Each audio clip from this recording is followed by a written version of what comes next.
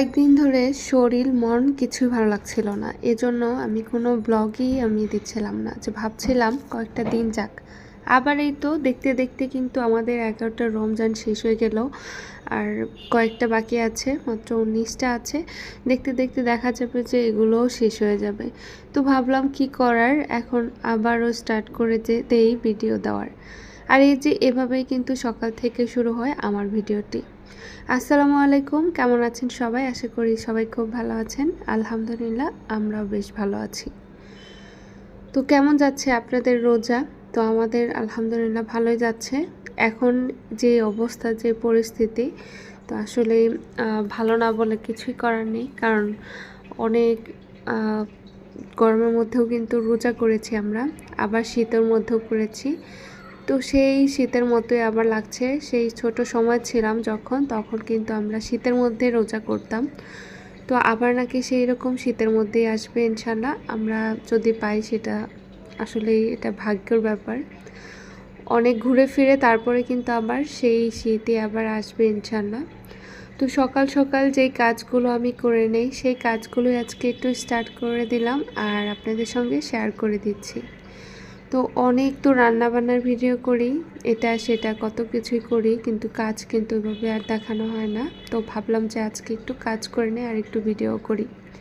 তো সকাল সকাল উঠে যেহেতু কাজ করব, মেয়ে তো সাথে আছেই, টুকটাক কাজ কিন্তু ও আমাকে এগিয়ে দিচ্ছে, কথা বলছে।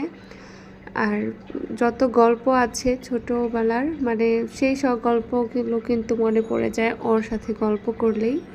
আর ঠিক আমার আম্মুর মতোই ও আমার সাথে গল্প করতেই থাকে, একটার পর একটা বলতেই থাকে, আর আমিও সেটাই শুনতেই থাকি। আর সেই কথার ফাঁকে ফাঁকে কিন্তু আমিও কাজ করে নিই। তো মাশাল্লাহ বলতে ভুলবেন না আমার বুড়িটাকে দেখে। ওই তো বুড়িটা, পাকনি বুড়িটা কিন্তু আমার সাথে একদমই দুষ্টুমি করছিল না। ও হচ্ছে মজার ছলে ছলে নাচছিল, আবার আমার কাজও দেখছিল, আমি কি থেকে কি করি সেটাও করছিল ও। মানে আমি যখন কাজ করব, ন্যাপকিন নিব, ও তখন ন্যাপকিন নিয়ে কাজ করা শুরু করে দেয়, স্টার্ট করা শুরু করে দেয়। আর আমি যখন গাছে পানি দিই তখন ও পানি দিবে, যখন আমি ঘরের ফার্নিচার মুছবো ফার্নিচার মুছবে। আর এই যে বুড়িটা, পাকনি বুড়িটা এসেছে আমার সাথে কাজ করে এখানে।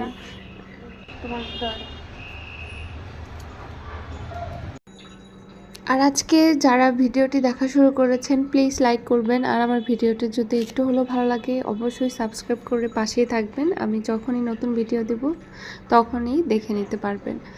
তো আজকে হলো যেহেতু 8 রমজান এটার ভিডিওটা, তো এই ভিডিওর দিন হচ্ছে আমি একটু শপিংয়েও যাব, যেহেতু আমার বোনের বাসায় দাওয়াত করবে, তো সেই কারণে শপিংয়েও যাব।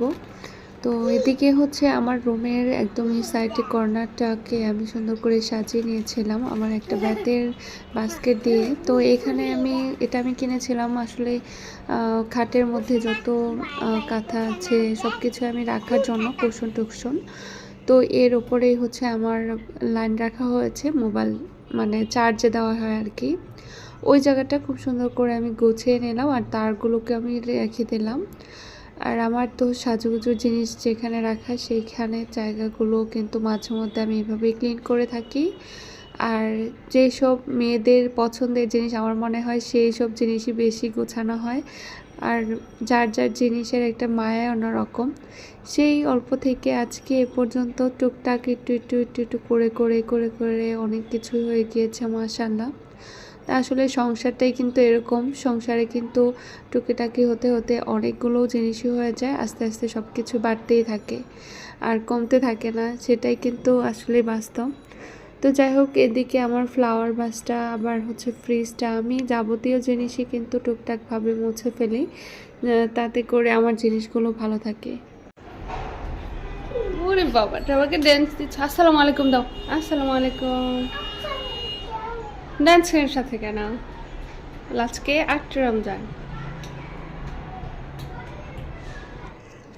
আমার পাটনি বুড়িটা একটু বিনোদন দেয় মাঝে মধ্যে। ও হচ্ছে একটু ড্যান্স করবে, কথা বলবে, সালামের মধ্যেও ড্যান্স দিবে। মানে এত ভালো লাগে মাশাল্লাহ। তো ওর সাথে আমি খুব এনজয় করি এই ব্যাপারগুলো নিয়ে। কারণ হচ্ছে মেয়ে মানুষ কিন্তু অন্যরকম আসলে মজার একটা সময় নেয়। আর ছেলেদের কিন্তু এরকম সময় আসলে নেই। কারণ হচ্ছে মায়ের সাথে কিন্তু মেয়েরাই বেশি একটা সময় পার করে। তো ওকে নিয়ে আমি যখনই থাকি তখনই কিন্তু আমার ভালো একটা সময় চলে যায়। আর এই তো সারাদিন কিন্তু এরপরে চলে গিয়েছে ওইভাবেই। এরপর আমাদের ইফতার টাইমেও চলে এসেছে যেহেতু। তো ইফতারের জন্য ওদের জন্য বাচ্চাদের জন্য বিরিয়ানি অর্ডার করেছিলাম। আর আমাদের জন্য টুকিটাকি বাসার খাবার তো আছেই। তো হোমমেড খাবারই আমরা পছন্দ করি, ওইভাবেই খাই। তো এদিকে হচ্ছে ক্যান্ডেলটা জ্বালিয়ে দেওয়া হয়েছে। তো আমার মেয়ের আবার খুবই পছন্দের জিনিস, ক্যান্ডেল জ্বালাতেই হবে। তারপর আবার ও নিভাবে, মানে প্রতিদিনই ও বার্থডে করে। ওর একটা দুষ্টামি, এটা ও আসলে খেলা করে। যতক্ষণ ও বসে থাকবে আমাদের সাথে ততক্ষণ একটু একটু করে মুখে নেবে, একদমই কোনো জিনিস ও ভালো করে খাবে না। তো যাই হোক আলহামদুলিল্লাহ যতটুকুই খায়। তো আল্লাহর পাকের কাছে হাজারো লক্ষ কোটি শুকরিয়া। তো আমি এখানে হচ্ছে ইসবগুলির ভুসিটা বানিয়ে নিয়েছি, আর ওদিকে আপনাদের ভাইয়াকেও বানিয়ে দিয়েছি। আর চিড়াটা কিন্তু কয়েকদিন যাবত একটানাই খাওয়া হচ্ছে, মাঝে মধ্যে কিন্তু চেঞ্জও করতে ইচ্ছে করে। তো ওটা খেয়ে নিয়েছি। এটা পরের দিন আমরা হচ্ছে যাচ্ছি একটু শপিংয়ে। তো যেহেতু 9 রমজানের রোজায় দাওয়াত ছিল, তো শপিংয়ে চলে যাচ্ছি। আমার বোনের মেয়ের জন্য শপিং করব, সেই জন্য যমুনাতে চলে যাচ্ছি।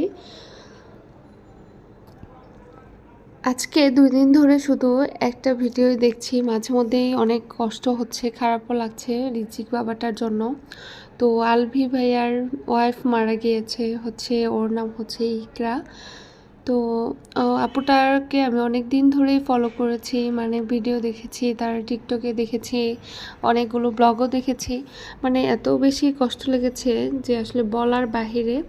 তো আলভি ভাইয়ার তো নাটক করে, সে গিয়েছে নেপালে শুটিং করতে। তো আপনারা দেখলে বুঝতে পারবেন। আসলে আপুটার কথা বলি, আপুটা মারা গিয়েছে খুবই কষ্ট নিয়ে। আসলে তার মনের কষ্ট সেই ভালো জানে, আর আল্লাহ পাক জানেন। আল্লাহ পাক তাকে যেন জান্নাতবাসী করেন, আর বাবাকে যেন, তার ছেলে যে আছে রিজিক বাবাকে যেন আল্লাহ পাক ভালো রাখেন, সুস্থ রাখেন, নেক হায়াত দান করেন, আমিন। আসলে বাচ্চাদের রেখে যে মায়েরা মারা যায়, সেই বাচ্চার মতো আসলে অসহায় আর কেউ হতে পারে না। এতিম করে চলে গিয়েছে মা যে কী জিনিস একটা, আসলে এই মাই বুঝতে পারে। এই জায়গাটা আসলে কেউ পূর্ণ করতে পারবে না, যতই যেভাবে যে কেউ আদর করুক না কেন, মার মতো কিন্তু কেউ হবে না দ্বিতীয়। তো আসলে অনেক খারাপ লাগে।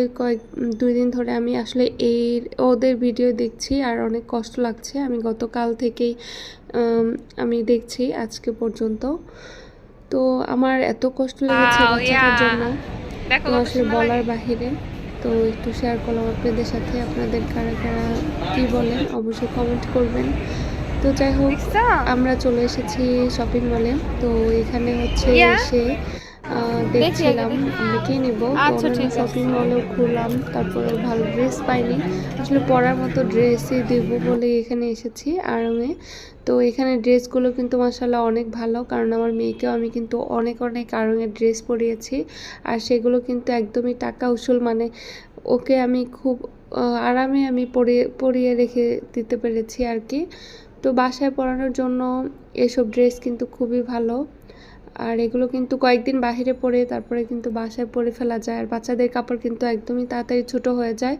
তো সেই কারণে আমার মনে হলো যে আড়ংটাই হচ্ছে বেস্ট। তো সেই কারণে ওখানে চলে গিয়েছিলাম।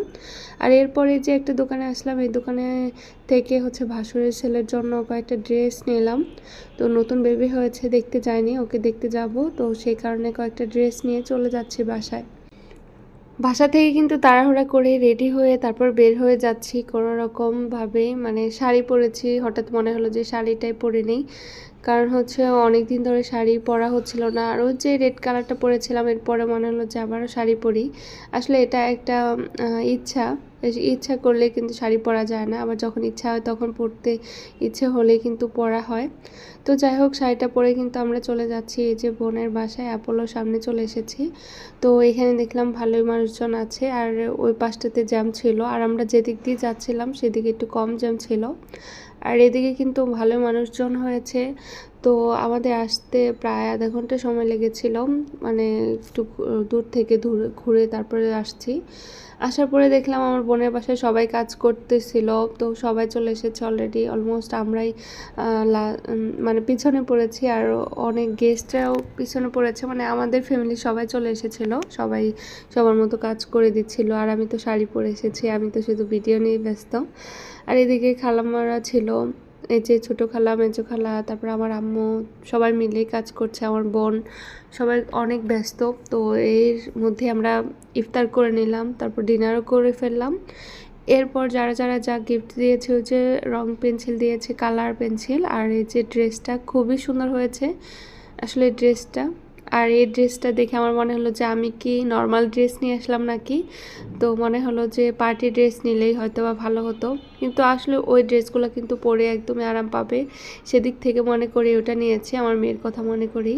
আর এই যে এই কালারটাও কিন্তু পেয়েছে, খুবই সুন্দর হয়েছে। তো কেমন লাগলো অবশ্যই জানাবেন, আপনারা কমেন্ট করবেন।